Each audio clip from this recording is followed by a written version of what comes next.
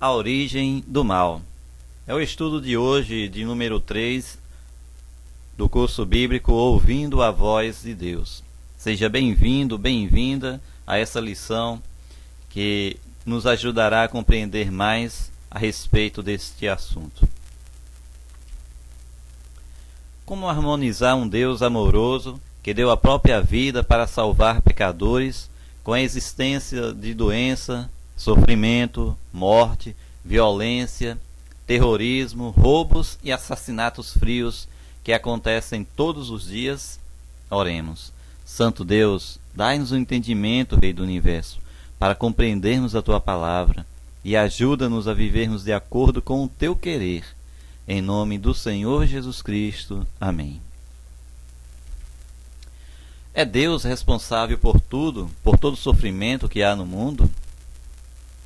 Lúcifer rebelou-se contra Deus, tornou-se Satanás, enganou a terça parte dos anjos, levou o homem ao pecado. É o responsável por todo o mal que existe, vive pecando desde o princípio. 1 João 3,8. Foi homicida desde o princípio. 1 João, somente João, capítulo 8, verso 44. E lá ainda em João, capítulo 8, 44, diz que ele é mentiroso e é o pai da mentira. Jesus o venceu na cruz. 1 João 3,8. Será finalmente destruído, de acordo com Mateus, capítulo 4, verso 1 a 3, e Mateus 25, verso 41. De quantos anjos é composto o exército de Deus? Apocalipse, capítulo 5, verso 11. É composto de tracinho de anjos. Qual é a quantidade dos anjos no céu? Apocalipse 5, 11 diz: E vi uma voz de muitos anjos ao redor do trono. Isso foi João que viu.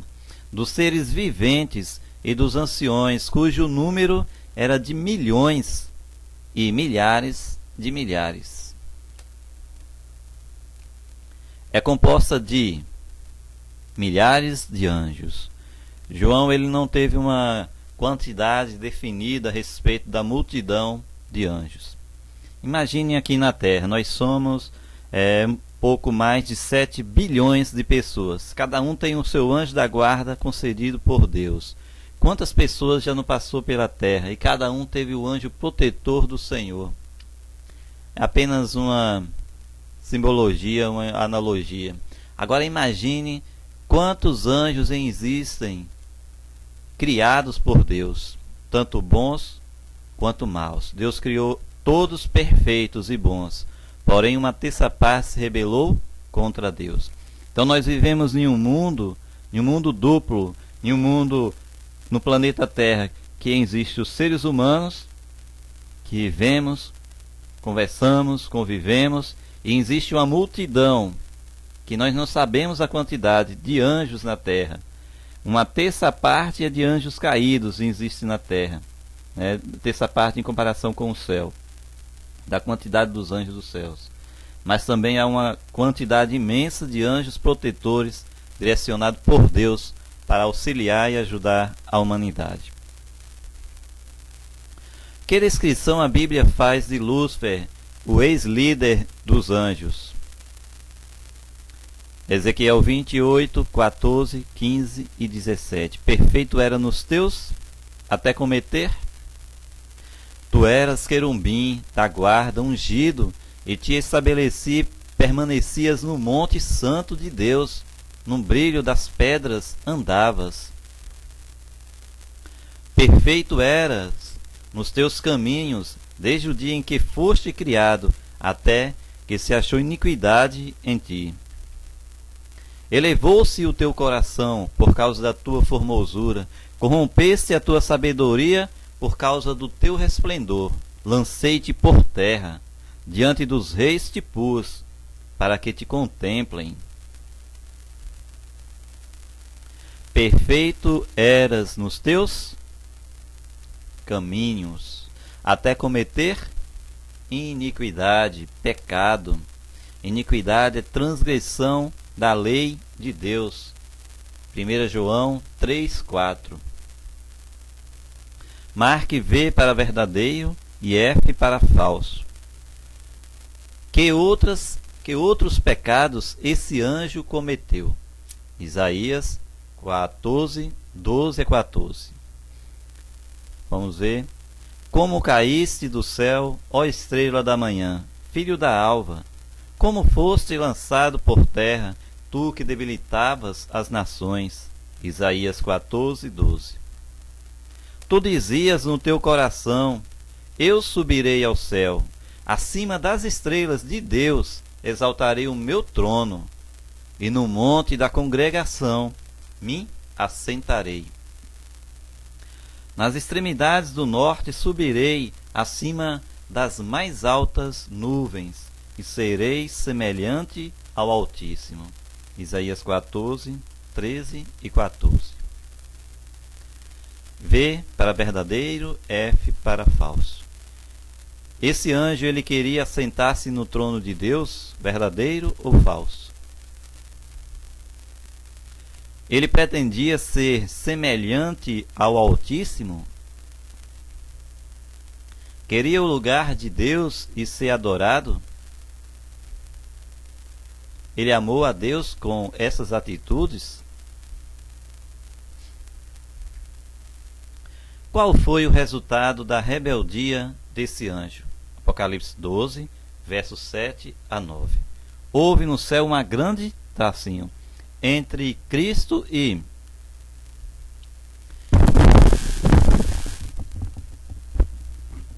houve peleja no céu. Miguel e os seus anjos pelejaram contra o dragão. Também pelejaram o dragão e seus anjos. Todavia não prevaleceram, nem mais se achou no céu o lugar deles. Apocalipse 12, versos 7 e 8. Miguel é uma referência a Cristo e dragão uma referência ao próprio Satanás. E foi expulso o grande dragão, a antiga serpente que se chama Diabo e Satanás, o sedutor de todo mundo, sim, foi atirado para a terra, e com ele os seus anjos. Apocalipse 12, verso 9. Qual foi o resultado da rebeldia desse anjo? Houve no céu uma grande guerra ou peleja, uma grande luta no céu, porque o mal não podia mais permanecer ali. Se originou no coração de um anjo perfeito. Ele tinha um livre arbítrio para escolher. Houve no céu uma grande peleja entre Cristo e Lúcifer. Antes era conhecido como Lúcifer, hoje é Diabo, Satanás, antiga serpente e dragão. O mal surgiu no céu através de um anjo de luz que se rebelou contra Deus e passou a se chamar Satanás. Nesse conflito, a terça parte dos anjos se uniu ao inimigo e todos foram expulsos do céu, vindo alojar-se na terra. Apocalipse 12, verso 4. Que advertência Deus fez a Adão e Eva no Éden, quando estavam ali recém-criados na pura perfeição. Então Deus disse: não comam da árvore do conhecimento do e do, se comerem certamente. Vejamos na Bíblia: tomou, pois, o Senhor Deus ao homem e o colocou no jardim do Éden para o cultivar e o guardar. Mas da árvore do conhecimento do bem e do mal não comerás, porque no dia em que dela comeres, certamente morrerás. Gênesis 2, 17. Deus disse: não comam da árvore do conhecimento do bem e do mal. Se comerem, certamente morrerás. Então, vocês morrerão se comerem. Estava ali a questão do livre-arbítrio. Se o ser humano quisesse continuar na perfeição, fazendo a vontade de Deus, honrando e amando ao Senhor, não era para comer daquela árvore, daquele fruto, do fruto daquela árvore. Mas se o ser humano dissesse bem assim, a partir de hoje não quero mais honrar, não quero mais amar a Deus, seria respeitada a sua vontade. Contrariando a advertência divina, o que a serpente disse à mulher? A serpente disse: é certo que não sereis como... Gênesis 3, verso 1 diz: mas a serpente, mais sagaz que todos os animais selváticos que o Senhor Deus tinha feito, disse à mulher: é assim que Deus disse: não comereis de toda árvore do jardim? Respondeu-lhe a mulher: do fruto das árvores do jardim podemos comer, mas do fruto da árvore que está no meio do jardim, disse Deus: dele não comereis, nem tocareis nele, para que não morrais. Gênesis 3, versos 2 e 3. Então a serpente disse à mulher: é certo que não morrereis, porque Deus sabe que no dia que dele comerdes, se vos abrirão os olhos, e como Deus, sereis conhecedores do bem e do mal. Gênesis 3, 4 e 5. Então, a serpente era um animal perfeito, de acordo com a Bíblia Sagrada. Foi fruto da criação de Deus. Porém, Satanás, o anjo caído, ele se personificou naquela cobra. Ele possuiu aquela cobra e fez com que a cobra passasse a falar com Eva. E Eva foi lá e comeu do seu fruto, enganada, pois os animais não falam. A serpente disse: é certo que não morrerás. Sereis como o Altíssimo, sereis como Deus. Então, daquele momento em diante, o propósito que ele tinha em mente de querer ser igual a Deus, ele passou a querer colocar também na mente do ser humano, que o ser humano poderia ser um Deus. Vocês serão iguais a Deus. Que certeza Deus transmitiu a Adão e Eva quando eles pecaram? Jesus Cristo, o descendente da mulher, esmagaria a cabeça de quê? Vejamos o texto. Porém, inimizade entre ti e a mulher, entre a tua descendência e o seu descendente. Este te ferirá a cabeça, e tu lhe ferirás o calcanhar. Gênesis 3:15.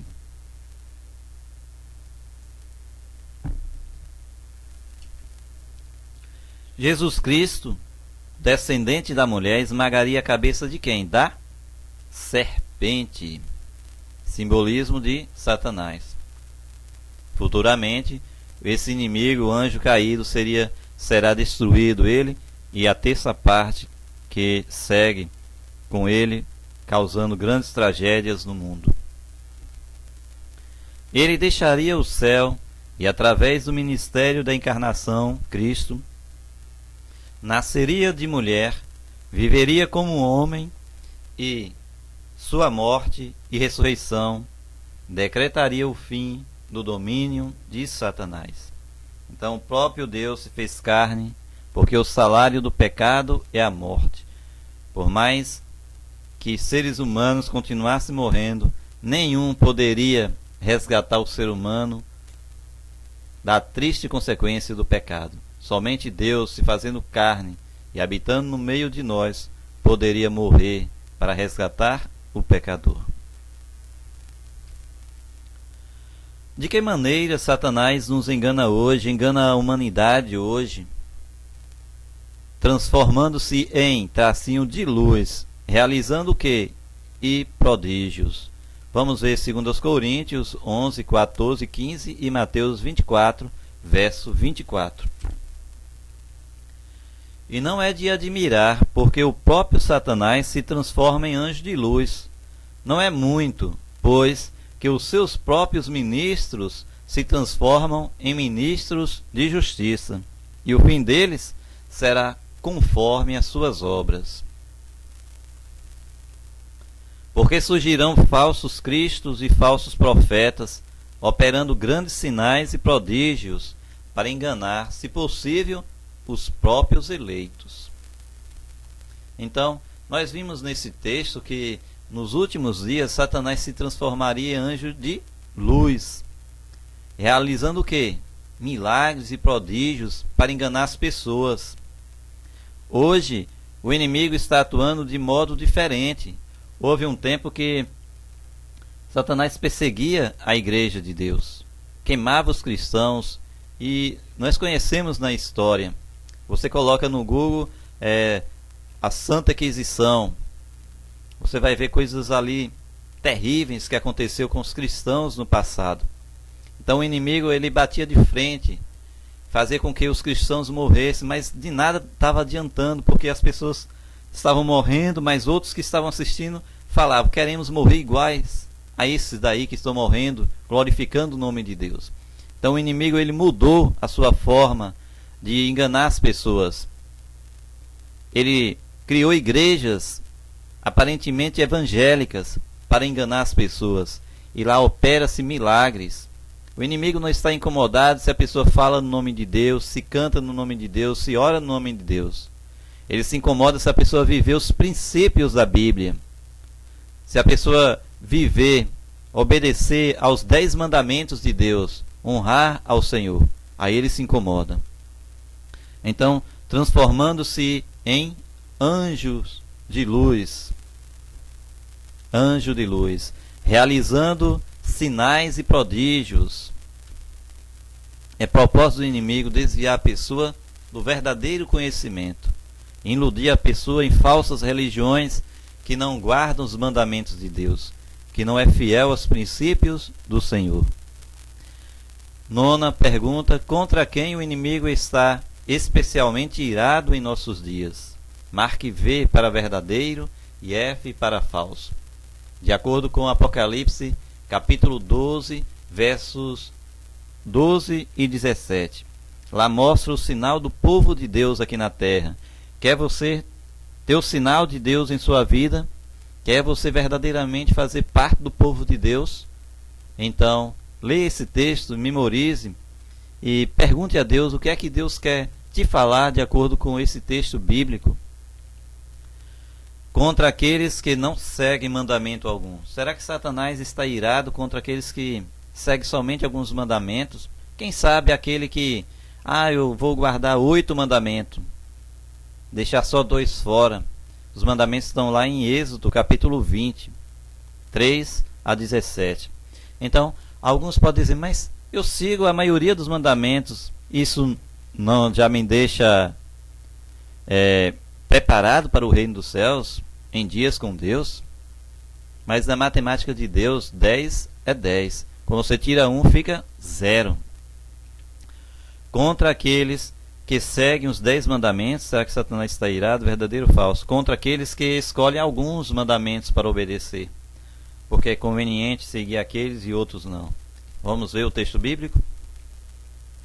Por isso, festejai aos céus, e vós, os que neles habitais, ai da terra e do mar, pois o diabo desceu até vós, cheio de grande cólera, sabendo que pouco tempo lhe resta. Ai da terra.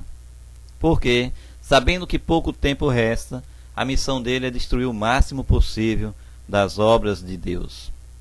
Principalmente o ser humano está no alvo da sua destruição. Apocalipse capítulo 12, verso 12. Por que o ser humano? Porque o ser humano é a obra-prima da criação de Deus aqui na terra. Irou-se o dragão contra a mulher e foi pelejar com os restantes da sua descendência. Quem são os restantes da descendência de Deus? Os que guardam os mandamentos de Deus e têm um testemunho de Jesus, e se pôs em pé sobre a areia do mar. Apocalipse 12, verso 17. Mais para frente nós vamos ver qual é o segundo sinal, o testemunho de Jesus. O que é o testemunho de Jesus? Então, Satanás está irado contra aqueles que guardam os 10 mandamentos de Deus. Então, contra aqueles que não seguem mandamento algum, será que está irado? Não, porque já está fazendo a vontade dele. Então, se você faz parte de uma religião que não prega os 10 mandamentos de Deus, aqueles que estão escritos lá em Êxodo 20, então é um momento de pensar. Será que está agradando o inimigo ou está contrariando os propósitos do inimigo? Então, quem agrada o inimigo caminha para a perdição. Será que o inimigo está irado contra aqueles que seguem os 10 mandamentos? Verdadeiro. Ele está irado contra aqueles que escolhem alguns mandamentos? Falso. Então, ou obedece ao Senhor ou não obedece, né? Ou segue todos os mandamentos, ou não adianta nada. Tem que haver um propósito, um pedido a Deus: Senhor, me ajuda a seguir os teus mandamentos, a fazer a tua vontade. Como nos é possível vencer a Satanás? Revestindo-nos de toda a de Deus, tendo o escudo da, seguindo a palavra de, orando em o tempo. Vamos ver Efésios 6, 10 a 18. Quanto ao mais, sede fortalecidos no Senhor e na força do seu poder, revestindo-vos de toda a armadura de Deus, para poderes ficar firmes contra as ciladas do diabo. Porque nossa luta não é contra o sangue e a carne, e sim contra os principados e potestades, contra os domínios deste mundo tenebroso, contra as forças espirituais do mal nas regiões celestes. Efésios 6, 12. Portanto, tomai toda a armadura de Deus, para que possais resistir no dia mau, e depois de terdes vencido tudo, permanecer inabaláveis. Estai, pois, firmes, cingindo-vos com a verdade e revestindo-vos da couraça da justiça. Efésios 6, 13 e 14. Calçai os pés com a pregação do evangelho da paz, embraçando sempre o escudo da fé, com o qual podereis apagar todos os dardos inflamados do maligno. Efésios 6, 15 e 16. E o verso 17 e 18 diz: tomai também o capacete da salvação e a espada do Espírito, que é a palavra de Deus, com toda a oração e súplica, orando em todo o tempo no Espírito. E para isto, vigiando com toda a perseverança e súplica por todos os santos. Revestindo-vos de toda a armadura de Deus. Então, esse texto aí de Efésios 6, 10 a 18, mostra como está prevenido contra as investidas do inimigo. Tendo o escudo da fé, seguindo a palavra de quem? De Deus, orando em todo o tempo. E assim podereis resistir ao maligno, em contato com Deus, em comunhão com o Senhor.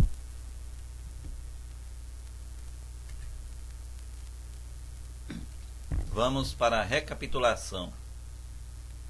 Lúcifer era um anjo de quê? Era um anjo de... e quis tomar o lugar de quem? De Deus.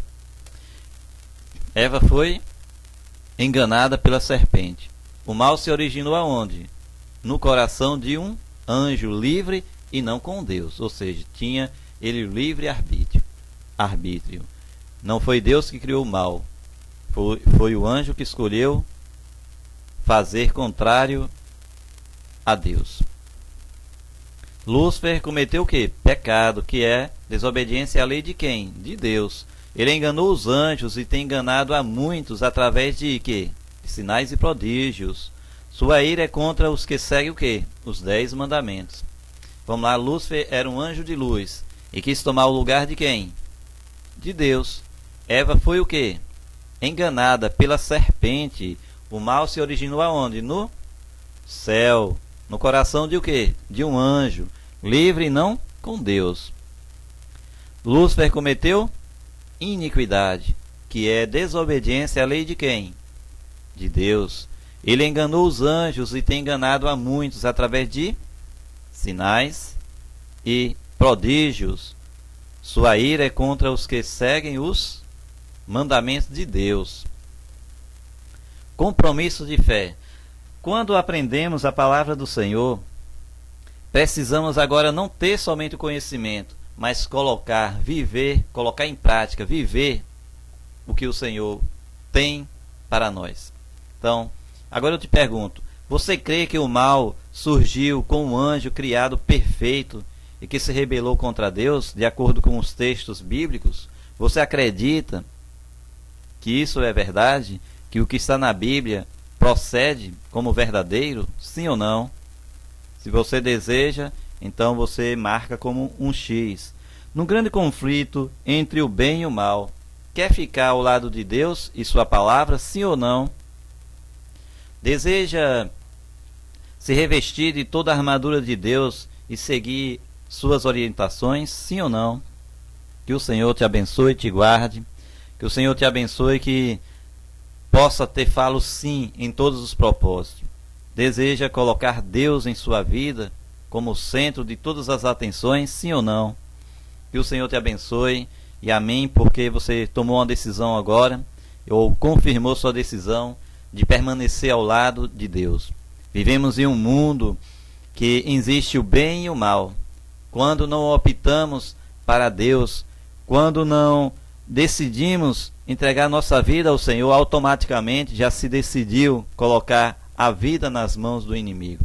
Nesse mundo espiritual não existe um muro no qual o ser humano possa ficar no meio e dizer bem assim, nem é do inimigo e nem é não é de Deus.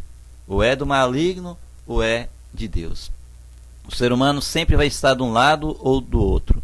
Quando o ser humano não está fazendo a vontade de Deus, ele está fazendo a vontade, está agradando ao inimigo. Então, se decida ao lado de Deus. O que é que te impede de tomar uma decisão firme de entregar a sua vida ao Senhor? Que o Senhor te abençoe e te guarde. Até a próxima. Na próxima nós vamos estudar sobre o plano da salvação. Como posso ser bom diante de Deus? Como posso apagar meu passado mal, meus pecados? Como posso ser apresentado sem culpa diante dele? Como posso ser salvo? O próximo estudo nos mostrará a resposta bíblica para uma vida cristã vitoriosa. Que o Senhor te abençoe e te guarde.